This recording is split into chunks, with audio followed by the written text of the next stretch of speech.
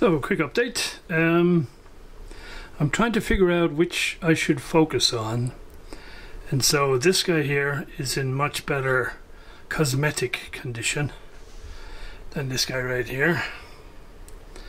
But this guy right here, apart from the record function, seems to be much more, if you like, robust. Just little things like the Dolby light works on this one. It doesn't work over here. I'm pretty sure the circuitry works, it's just the indicator. The motors for the spindles, if I'm doing fast forward, it's just barely able to get the tape all the way over onto this spool over here. It gets slower and slower and slower and slower. This guy right here just seems to keep going at it without a problem. So if all I have here is the record function problem, then we'll focus on that and see if we can get that out of the way. The real cosmetic hassle with this one is this back plate here. You can see it's got lots of stains on it, which makes it look really, you can't probably see it in this light really well, but it looks pretty crappy. Unfortunately, it looks like this is a, I don't know, I guess a brushed aluminium plate, and it's got a clear coat of something on it, and this staining is behind the clear coat. So this, I think, was stored in a damp environment for quite a while, because I also found some evidence of corrosion on the housings of the tape heads. Not quite sure how I'm gonna fix that, because I can't live with that. It just looks terrible. Anyway, for right now we're going to focus on the record function, and one of the realities is this is the era of crappy tantalum capacitors, and apparently there is one known fault with these, where on the bias oscillator board a certain tantalum goes short and burns out a resistor, and so all your recording functionality goes away. So we will see if we can investigate that and maybe sort that out before we go further.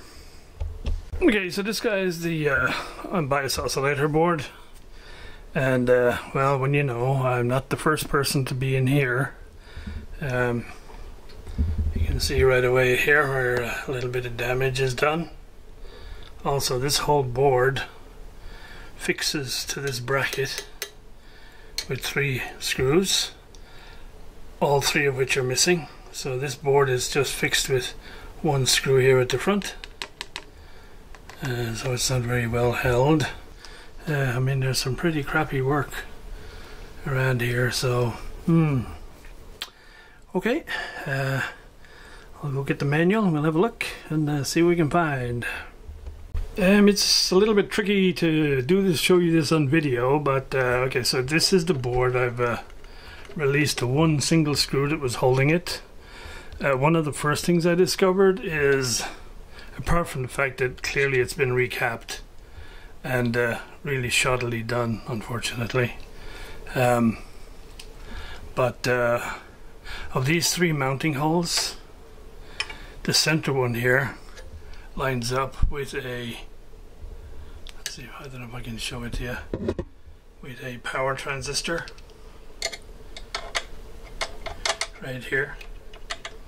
And so the idea is the screw would come through the hole, through the power transistor, and into this as its heatsink. So this has been no heat sinking being done. And of course, the other thing that I'm going to try is, you see this little blue guy here sticking in the middle? They didn't change this one, and apparently this one is the one that causes the record problem. So I've cleaned off a lot of the flux and the gunk and the dirt, and there looks like somebody had spilled Coca-Cola or something on it. And so I've just given it a good clean over with alcohol, and as I scan down, you will get to see the workmanship that I'm gonna have to deal with here to resurrect this board.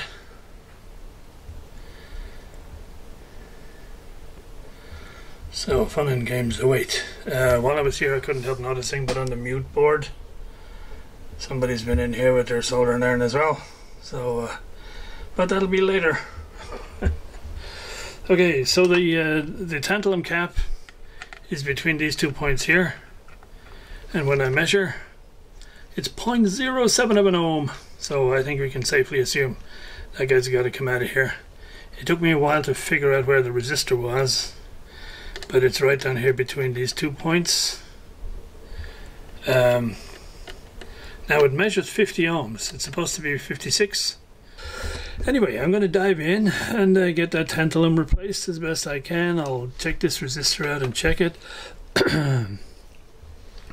Definitely this resistor transistor here I think needed heatsink, because on the metal bracket, this is a threaded hole at the top for the circuit board, this is a threaded hole at the bottom for the circuit board. This is a much larger hole right here, which I presume is for bolting through for the transistor. According to the circuit diagram, none of these collectors go anywhere near ground, so that means this transistor is isolated from the metal, which means I would need to find a mica and a little nylon washer set before I can put that on. Fun and games, fun and games. Well, my initial comments about maybe this will be a quick project, I think that went out the window. So there's the tantalum, which measures 0.07 or 0.08 ohms resistance, and the 56 ohm resistor, as you can see, looks quite nicely cooked, but it still measures just over 50 ohms. So it seems like it didn't burn out completely, but I ain't taking any chances, so I will put a nice 2 watt resistor in there to replace this 1 watt jubby, and put an electrolytic in place of this tantalum. Since there was ostensibly a kit of caps in the box with this deck, I thought I'd have a look and see if there's a replacement for that tantalum, but there isn't. However, what I did find was a mica cap and a bolt for clearly mounting that transistor properly when the time comes. But of course I'll have to get it out of there and test it first. The plot thickens. So there we go, tantalum replaced. It's that little tiny brown one in the center of the frame there. And then down at the bottom here, I don't know if you can see it, but there is a nice 2 watt 56 ohm wire wand. And so that's all that done. This is the transistor that I think needs to be heat sinked.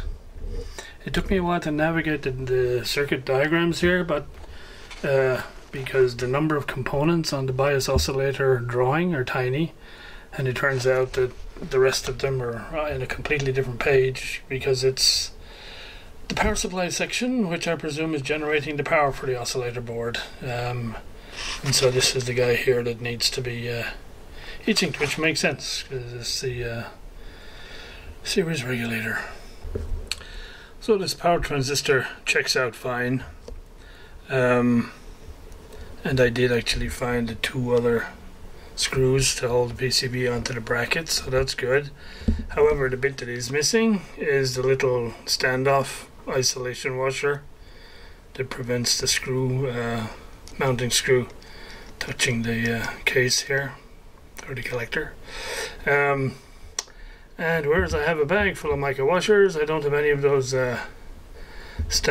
isolation washers. So going to have to order some of those up and wait for them to come. And so I think we're at a logical pause right here for one day, and more to come once we have some parts and we put all this and get this board back into the machine.